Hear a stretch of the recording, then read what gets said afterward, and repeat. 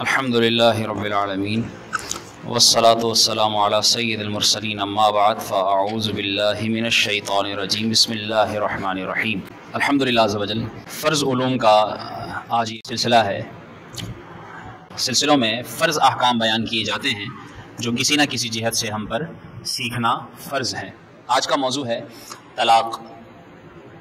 اس کے متعلق قرآن و حدیث میں کیا احکامات ہیں، طلاق کے لیے کیا الفاظ استعمال کیے جاتے ہیں اور ان الفاظ کے کیا احکام ہیں، طلاق کی کتنی قسمیں ہیں اور الفاظ کے اعتبار سے طلاق کی کتنی قسمیں ہیں، وغیرہ وغیرہ انشاءاللہ یہ مختصر اور ضروری مسائل بیان ہوں گے۔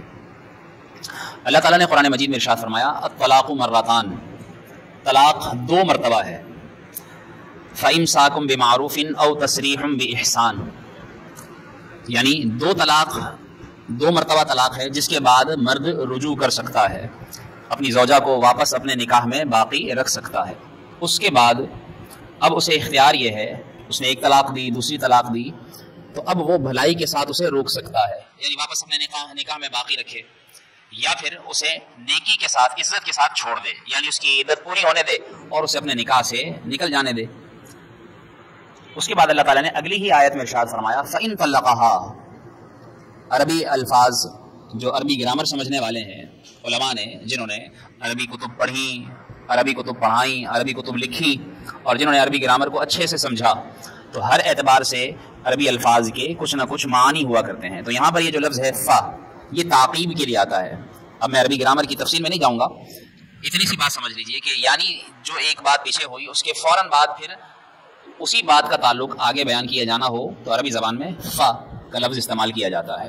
تو اللہ تعالیٰ نے اگلی ہی آیت میں یہ فَإِن طَلَّقَهَا اگلے الفاظ استعمال فرمائے، ارشاد فرمائے کہ اول اگر مرد نے ایک یا دو طلاق دے دی تو اس کے بعد تو اس کو حکم ہے کہ وہ روک لے یا اس کی عدت گزرنے دے اور اپنے نکاح سے اس کو نکل جانے دے۔ لیکن اگر اس نے دو طلاق کے بعد فَإِن طَلَّقَهَا، پھر اگر اس نے تیسری بھی دی، اگر اس نے تیسری دے دی، اب اس کے بعد اللہ تعالیٰ نے اس کا حکم بیان کر دیا، پھر اسی طرح دوبارہ فا استعمال ہوا، فَلَا تَحِلُّ لَهُ، اب وہ اس کے لیے حلال نہیں ہو سکتی۔ دو طلاق کے بعد وہ اس کے لیے حلال ہو سکتی تھی، وہ اس کو روک سکتا تھا رجاعت کے طور پر، یعنی اسے رجوع کر سکتا تھا، اس سے واپس نکاح کر سکتا تھا۔ اگر اس کے نکاح سے نکل بھی جاتی، یعنی عدت ختم ہو گئی تو اس کے نکاح سے نکل گئی، پھر بھی وہ وہی مرد جس نے اس کو طلاق دی تھی ایک یا دو، وہ اس سے نکاح کر کے اسے واپس اپنے نکاح میں لا سکتا تھا۔ لیکن جب اس نے تیسری دے دی تو اب وہ عورت اس کے لیے حرام ہو گئی، اور ایسی حرام جس کا حکم اللہ تعالیٰ نے بیان فرمایا فلا تحل له، کہ وہ اب اس کے لیے حلال نہیں ہو سکتی جب تک من بعد، اس کے بعد یعنی تین طلاق دے دینے کے بعد، حتی تنکح زوجا غیرہ، جب تک وہ کسی اور آدمی سے شادی نہ کرے، جسے ہمارے ہاں حلالہ کے طور پر لفظ کہا جاتا ہے، کہ یہ استعمال کیا جاتا ہے کہ حلالہ جب تک اس کا نہ ہو جائے۔ تو یہاں سے چند باتیں معلوم ہوئی۔ پہلی بات یہ معلوم ہوئی کہ تین طلاق کا کانسیپٹ قرآن کریم سے واضح ہے۔ لوگ کہتے ہیں کہ یہ طلاق تو ایک ہی ہوتی ہے، تو اول تو تین طلاق کا جو ذکر ہے واضح الفاظ میں سورہ بقرہ آیت نمبر 229 اور 231 میں ان آیات میں اللہ تعالیٰ نے تفصیل سے احکام طلاق کے بیان فرمائے ہیں، اور پھر علماء فقہ نے، مفتیان کرام نے کتب فقہ کے اندر تفصیل سے طلاق کے مسائل بیان کیے ہیں۔ اور بہار شریعت جو اردو کی کتاب ہے، اس کتاب کے اندر بھی علماء نے، یعنی مفتی امجد علی اعظمی رحمۃ اللہ تعالی علیہ نے جو طلاق کے احکام بیان فرمائے ہیں، تقریباً 107 صفحہ سے لے کر 220 صفحے تک، یعنی تقریباً 100 صفحات سے زیادہ صفحات پر طلاق کے احکام بیان فرمائے ہیں۔ تو آپ اندازہ لگا لیجئے کہ اس کے کتنے مشکل احکام اور مسائل ہیں۔ تو یہ سمجھنے کے لیے تو بہت تفصیل چاہیے، بہت وقت چاہیے، لیکن سیدھا جو ضروری چیزیں ہیں وہ میں آپ کو سمجھانے کی کوشش کر رہا ہوں۔ تو پہلی بات یہ معلوم ہوئی کہ تین طلاق کا کانسیپٹ قرآن کریم سے ثابت ہے۔ دوسرے نمبر پر یہ بات ہوئی، بعض لوگ کہتے ہیں کہ حلالے کا بھی کوئی کانسیپٹ نہیں ہے۔ یاد رکھیے کہ یہ بھی قرآن سے ثابت ہے۔ یہ جو الفاظ آئے فلا تحلوا، وہ اس کے لیے حلال نہیں ہوگی، تو یہ اسی کا ذکر ہے کہ جب تک وہ کسی اور آدمی سے شادی نہ کر لے۔ اس کے بعد بھی اللہ تعالیٰ نے آگے ارشاد فرمایا، پھر جس نے، یعنی آدمی نے تین طلاق دے دی، اب اس نے، عورت نے پھر کسی اور آدمی سے شادی کر لی، فَإِن طَلَّقَهَا، پھر وہ آدمی اس کو پھر اسی طرح طلاق دے دیتا ہے، یعنی اسی طرح تین طلاق دے دیتا ہے، تو اب یہ عورت چونکہ دوسرے شوہر سے طلاق لینے کے بعد پہلے شوہر کے لیے حلال ہو گئی، فلا جناح علیہما ان یتراجعا، تو اب ان پہلے والے شوہر پر اور اس عورت پر دوسرے شوہر سے طلاق لے لینے کے بعد ان پر اب دونوں پر کوئی گناہ نہیں ہے کہ ان یتراجعا، کہ وہ دونوں آپس میں رجوع کر لیں، یعنی دوبارہ سے وہ نکاح کے ذریعے جڑ جائیں۔ تو یہ تفصیل جو ہے وہ ان آیتوں میں بیان کی گئی ہے۔ اسی طرح اگلی آیت میں، آیت نمبر 131 میں اللہ تعالیٰ نے ارشاد فرمایا وَإِذَا طَلَّقْتُمُ النِّسَاءَ فبلغنا اجلهن فامسكوهن بمعروف او سرحوهن بمعروف ولا تمسكوهن ضرارا لتعتدوا، وَمَن يَفْعَلْ ذَلِكَ فَقَدْ ظَلَمَ نَفْسَهُ وَلَا تَتَّخِذُوا آيَاتِ اللَّهِ هُزُوًا۔ اللہ نے ارشاد فرمایا اور جب تم اپنی عورتوں کو طلاق دے دو، یعنی طلاق دے چکو 1 یا 2 یا 3، فَبَلَغْنَ أَجَلَهُنَّ، اور وہ بھی اپنی میعاد کو یعنی ان کی عدت کا وقت اپنے وقت کو پہنچ جائے، تو اب اس عدت کے وقت کے اندر تمہیں یہ اختیار ہے، فَأَمْسِكُوهُنَّ بِمَعْرُوفٍ، یا تو انہیں عزت سے روک لو، ان سے رجوع کر لو اور انہیں اپنے نکاح میں باقی رکھو، یا اگر عدت ختم ہو بھی گئی ہے فَبَلَغْنَ أَجَلَهُنَّ، اگر وہ اپنی مدت کو پہنچ بھی گئی ہیں تو پھر تم انہیں روک سکتے ہو، یعنی نکاح کے ذریعے واپس اپنے نکاح میں لا سکتے ہو۔ او سرحوهن بمعروف، یا پھر ان کا پیچھا بالکل عزت سے چھوڑ دو، یعنی انہیں واپس نہیں لانا چاہتے تو پھر ان کے پیچھے نہ پڑ جاؤ، ان کی عزتیں خراب نہ کرو وغیرہ وغیرہ، جو ہمارے معاشرے میں ہوتا ہے کہ طلاق دے دینے کے بعد بھی لوگ خاندانوں کے پیچھے پڑ جاتے ہیں، لڑکے والے بھی لڑکی والے بھی وغیرہ وغیرہ جو تفصیلات ہیں۔ تو اللہ تعالیٰ نے ارشاد فرمایا وَلَا تُمْسِكُوهُنَّ، تم اس طرح عورتوں کو نقصان نہ پہنچاؤ، ضرارن، ضرر دینے کے لیے، لِتَعْتَدُوا، کہ تم حد سے بڑھ جاؤ، اور جو ایسا کرے گا تو وہ فقط ظلم نفسہ، وہ اپنے آپ پر ظلم کر رہا ہے اور اس کا نتیجہ وہ خود بھگتے گا۔ تو اس طرح جو عورتوں کو تکلیف پہنچاتے ہیں طلاق کے ذریعے یا طلاق کے بعد، پھر انہیں جو ہے وہ کسی نہ کسی طرح ان کے پیچھے پڑے رہتے ہیں، تو لوگ اس طرح آج کل ہمارا معاشرہ چل رہا ہے، دیکھیے لوگ جو ہے وہ طلاق ہونے کے بعد بھی یا ویسے لڑائی جھگڑے کے بعد بھی کیس تک بات چلی جاتی ہے، مار پیٹ تک بات جاتی ہے، نہ جانے کیا کیا ہوتا ہے، تو یہ اپنے آپ پر ظلم کرتے ہیں۔ اللہ نے فرمایا وَلَا تَتَّخِذُوا آیَاتِ اللَّهِ هُزُوًا، اللہ کی نشانیوں کو، اللہ کی آیتوں کو تم مذاق نہ بناؤ، ان کا مذاق نہ اڑاؤ، جو اللہ نے احکام بیان فرمائے ہیں علماء سے سمجھو، اور سمجھ کر پھر جو احکام علماء قرآن و حدیث کے مطابق بیان کریں اس کے مطابق عمل کرو، اسی میں تمہاری بھلائی ہے۔ ایسے ہی اللہ تعالیٰ نے جس طرح احکام طلاق بیان فرمایا، رسول اللہ صلی اللہ علیہ وآلہ وسلم نے بھی طلاق کے متعلق بیان فرمایا۔ لوگ آج کل جو ہے وہ طلاق کو بڑی آسان چیز سمجھنے لگے ہیں اور یہ عام ہوتی جا رہی ہے، اور طلاق کا ریشو مختلف ممالک میں بہت حد تک بڑھ چکا ہے۔ اب تو ایسی جگہیں یعنی موجود ہیں کہ جہاں پر 10 میں سے 2 طلاق یافتہ عورتیں موجود ہیں، یعنی یہ سمجھ لیجئے کہ 20% 30% سے زیادہ جو ہے وہ ریشو طلاق کی طرف جا رہا ہے۔ آپ دیکھیے کہ لوگ جو ہے وہ طلاق دے دیتے ہیں، اور طلاق بھی کس بات پر دیتے ہیں؟ چھوٹی چھوٹی باتوں پر، یہ لڑائی جھگڑے گھر کے یا والدین کی طرف سے، یعنی ساس سسر کی لڑائی، نندوں کی لڑائی، آپس میں میاں بیوی کی لڑائی، چھوٹی چھوٹی باتوں پر جو ہے وہ یا غصے میں جو ہے وہ بس فوراً سے جھٹ سے طلاق بول دیتے ہیں۔ اس کو رسول اللہ صلی اللہ علیہ وسلم نے ناپسند فرمایا۔ طلاق دینا جائز حلال کام ہے، لیکن اس حلال کام کو، ویسے تو اللہ تعالیٰ کو حلال کام پسند ہے، لیکن طلاق ایسا حلال کام ہے جو اللہ کو ناپسند ہے، اسے اللہ تعالیٰ نے ناپسند فرمایا ہے۔ آپ صلی اللہ علیہ وسلم نے فرمایا اے معاذ، کوئی چیز اللہ کے نزدیک اللہ نے غلام آزاد کرنے سے زیادہ پسندیدہ روئے زمین پر پیدا نہیں کی، کہ غلام آزاد کرنا یہ اللہ کو بڑا پسند ہے، اور کوئی شے روئے زمین پر طلاق سے زیادہ ناپسندیدہ اللہ تعالیٰ نے پیدا نہیں کی۔ آپ صلی اللہ علیہ وسلم نے فرمایا تمام حلال چیزوں میں خدا کے نزدیک زیادہ ناپسندیدہ طلاق ہے۔ آپ صلی اللہ علیہ وسلم نے ارشاد فرمایا ابلیس اپنا تخت پانی پر بچھاتا ہے اور اپنے لشکر کو بھیجتا ہے، اور سب سے زیادہ مرتبے والا اس کے نزدیک وہ ہے جس کا فتنہ جتنا زیادہ ہو، یعنی اس کے جو چیلے آتے ہیں بتاتے ہیں کہ میں نے چوری کروائی، میں نے زنا کرایا، میں نے یہ کام کرایا، میں نے یہ الٹے سیدھے کام کرائے، لیکن اس کے نزدیک جس کا فتنہ سب سے زیادہ بڑا ہو وہ اس کے نزدیک زیادہ اچھا ہے۔ ان میں سے ایک آ کر کہتا ہے میں نے یہ کیا، ابلیس کہتا ہے تو نے کچھ نہیں کیا، پھر ایک کہتا ہے کہ میں نے مرد اور عورت میں جدائی ڈال دی، یعنی طلاق کرا دی، وہ اس کو قریب بٹھاتا ہے اور کہتا ہے ہاں تو نے کام کیا ہے، یعنی طلاق کروانے پر شیطان بھی جو ہے وہ اس کو شاباشی دیتا ہے اپنے چہلے کو کہ ہاں کام کیا ہے تو نے کیا ہے۔ تو اس طرح معلوم ہوا کہ طلاق جو ہے وہ شیطان کے نزدیک کتنی پسندیدہ ہے، جو کہ اللہ کے نزدیک ناپسندیدہ ہے، اور لوگ جو ہے وہ اسے بس منہ سے آتا ہے اور لفظ طلاق نکال دیتے ہیں۔ اللہ تعالیٰ نے طلاق کا اختیار مرد کو دیا ہے، اسی لیے عورت کے اختیار میں بھی نہیں دیا۔ طلاق کا اختیار مرد کو ملنے کی وجہ کیا ہے کہ مرد کے اندر عورت کے مقابلے میں حلم ہوتا ہے، بردباری ہوتی ہے کہ پھر وہ برداشت کرتا ہے۔ اگر عورت کے ہاتھ میں ہو تو پھر تو وہ تو بات بات پر طلاق دیتی، تو عورت اس معاملے میں جلد باز ہے، غصے کی تیز ہوتی ہے، عقل کی ناقص ہے۔ مرد تو عقل کا کامل ہے، لیکن آج عقل کے کامل مردوں کی بھی حالت دیکھیں کہ کتنی طلاقیں دے رہے ہیں، تو آپ اندازہ لگائیے کہ کس قدر جو ہے وہ بے راہ روی ہے۔ تو طلاق سے ہمارے معاشرے کو اس اعتبار سے سمجھنا ہوگا کہ کیا چیز ہم کس طرح کر رہے ہیں، ہمیں سمجھ کر اس کے متعلق جان کر اور پھر جو احکام صحیحہ شرعیہ ہیں ان کے مطابق عمل کرنا چاہیے۔ آپ صلی اللہ علیہ وسلم نے فرمایا اسی طرح دیکھیں جس طرح آدمی طلاق دیتے ہیں، آج کل عورتیں بھی اتنی ہو گئی ہیں، اس طرح کی ہو گئی کہ وہ اپنے مردوں سے، اپنے شوہروں سے طلاق مانگتی ہیں، جس کو ہم خلا کہتے ہیں۔ یعنی اس کے پیچھے جو وجوہات ہیں میں اس پر نہیں جا رہا، وہ میرا موضوع نہیں ہے، بہت طویل کلام ہو سکتا ہے، لیکن آپ دیکھیے کہ یہ بھی اس وقت کا ایک فتنہ ہے کہ عورتیں اپنے آدمیوں سے جان چھڑوا رہی ہیں، اور وجہ بھی کوئی ایسی نہیں ہوتی خاص، بس اپنی مرضیاں، اپنی من پسندیاں اور اپنی عیاشیاں، اپنے عیش مزے یہ دیکھنے کے لیے، نہ انہیں اولاد کا خیال، نہ اپنے والدین کی عزت کا خیال، نہ شوہر کے مرتبے کا خیال، نہ اللہ کے احکام کا خیال، ساری چیزیں پس پشت ڈال کر وہ چاہتی ہیں ہمیں کسی طرح چھٹکارا ملے۔ اور اب تو ہمارا میڈیا بھی اس میں جو کردار ادا کر رہا ہے اس پر میں کیا بات کروں۔ آپ صلی اللہ علیہ وسلم نے ارشاد فرمایا جو عورت بغیر کسی حرج کے شوہر سے طلاق کا سوال کرے اس پر جنت کی خوشبو بھی حرام ہے۔ یہ فرمایا نہیں کہ جنت حرام ہے، جنت کی خوشبو بھی حرام ہے۔ کتابوں میں لکھا ہے کہ جنت کی خوشبو 500 سال کے فاصلے سے سنگھائی دے گی، 500 سال کے راستے سے جنت کی خوشبو آئے گی۔ عورت کو اس جو شوہر کے ساتھ ناجائز طریقے سے اس طرح طلاق کا سوال کرے، عورت کو اس خوشبو سے بھی محروم رکھا جائے گا، جنت سے اتنا دور کر دیا جائے گا اس کو۔ آپ صلی اللہ علیہ وآلہ وسلم کو یہ پتا چلا کہ ایک شخص نے اپنی زوجہ کو 3 طلاقیں ایک ساتھ دے دی ہیں۔ آپ صلی اللہ علیہ وسلم یہ سن کر غصے میں کھڑے ہو گئے اور فرمایا کتاب اللہ سے کھیلتے ہو، ابھی میں تمہارے درمیان موجود ہوں۔ یعنی آپ دیکھیے کہ 3 طلاق ایک ساتھ دینا رسول اللہ صلی اللہ علیہ وسلم کو کس قدر ناگوار ہوا، اور اس سے یہ بھی بات پتا چلی جو کہتے ہیں کہ ایک ساتھ 3 طلاق دینے سے طلاق نہیں ہوتی، تو نہ ہی ہوتی تو آپ صلی اللہ علیہ وسلم غصہ کیوں فرماتے؟ تو معلوم ہوا ایک ساتھ 3 طلاق دینے سے 3 طلاق ہو جاتی ہے۔ اس کے متعلق احکام فقہی بیان ہو رہے ہیں، میں نے چند آیات اور چند احادیث آپ کے سامنے ذکر کی اور ان کا مختصر خاکہ پیش کیا۔ یاد رکھیے کہ احکام فقہیہ میں فقہی اعتبار سے نکاح سے عورت جو شوہر کی پابند ہوتی ہے وہ اس کی پابند ہے، اب اس کی اجازت کے بغیر گھر سے باہر نہیں جا سکتی، حتیٰ کہ وہ اپنے ماں باپ سے بھی اس کی اجازت کے بغیر مل نہیں سکتی۔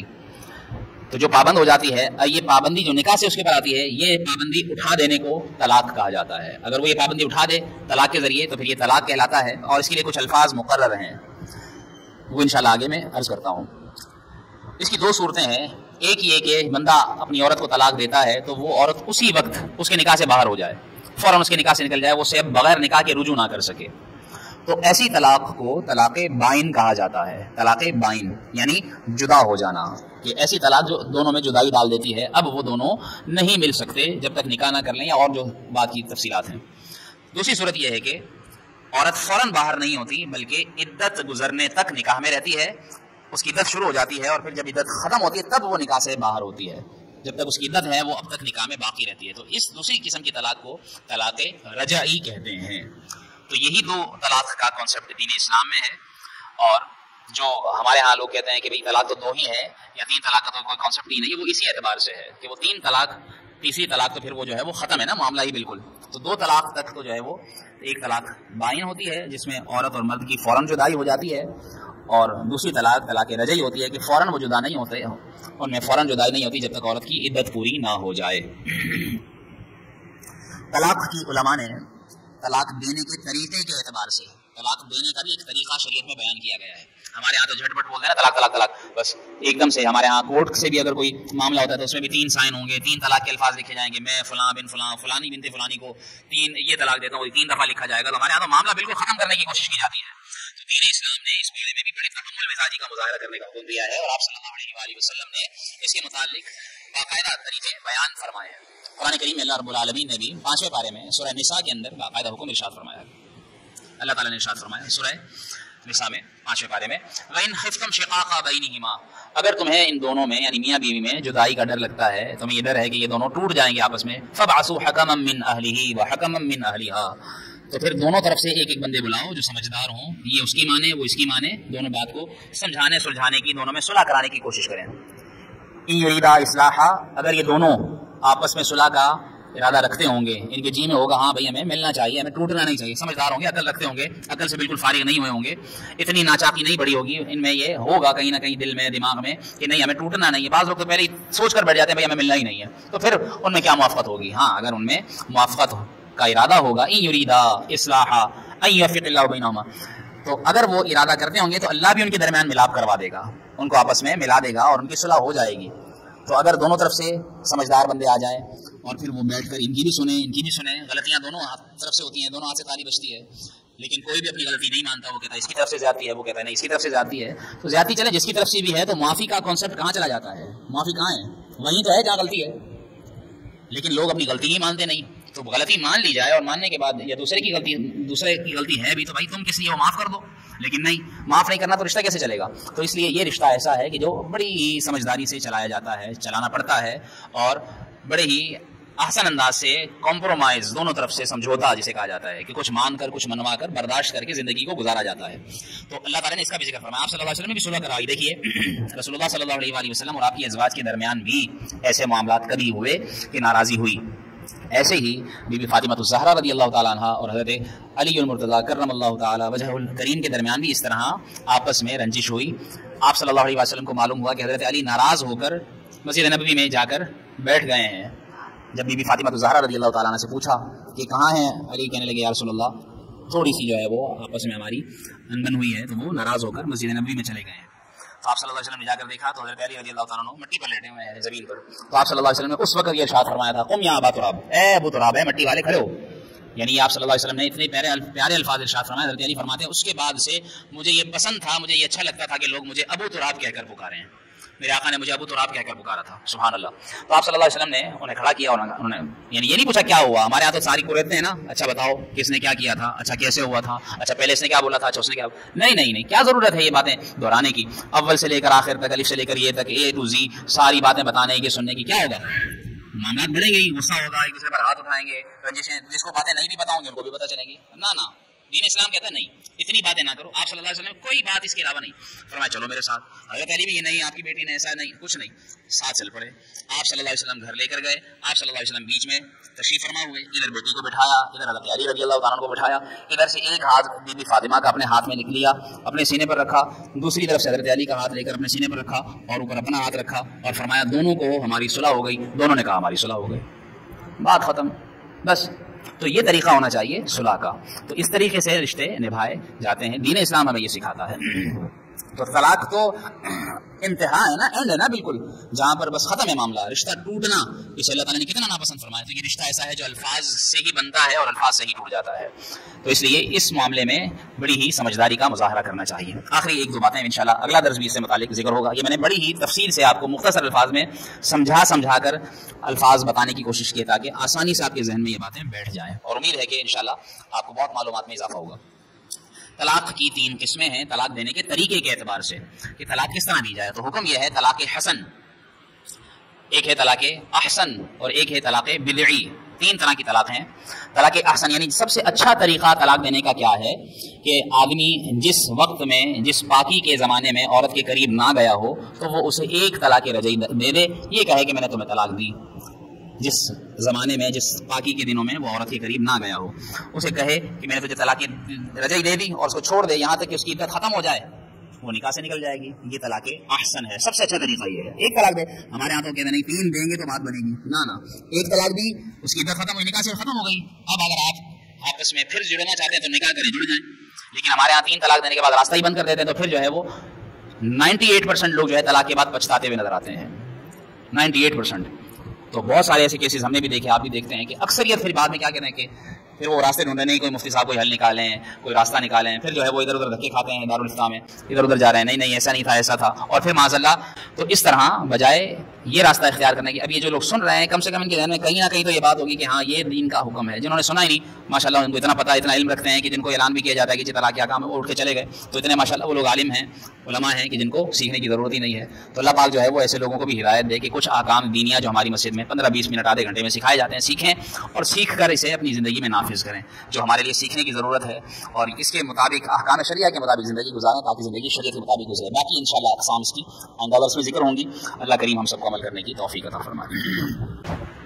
اللہم صلی علی سیدنا و مولانا محمد مبارک وسلم. یا اللہ جو سیکھا سکھایا یاد رکھنے عمل کرنے دوسروں تک پہنچانے کی توفیق عطا فرما. یا اللہ ہمارے علم میں اضافہ عطا فرما. یا اللہ عز و جل ہمارے لیے آسانیاں عطا فرما. آپس میں ہمیں اتحاد و اتفاق عطا فرما. جن گھروں میں ناچاکیاں ہیں، لڑائی جھگڑے ہیں، گھریلو ناچاکی ہے، یا اللہ انہیں لڑائی جھگڑوں سے دور فرما، انہیں آپس میں اتحاد عطا فرما، آپس میں حسن سلوک کرنے کی توفیق عطا فرما. یا رب العالمین یا رحم الرحمین. جن کے گھر بس گئے ہیں ان کے گھروں میں اور خوشیاں نصیب فرما. ان اللہ و ملائکتہ یصلون علی النبی یا ایھا الذین آمنوا صلوا علیہ وسلموا تسلیما. اللهم صل علی سیدنا و مولانا محمد وبارک وسلم. سبحان ربک رب العزة عما یصفون وسلام علی المرسلین والحمد للہ رب العالمین. لا الہ الا اللہ محمد رسول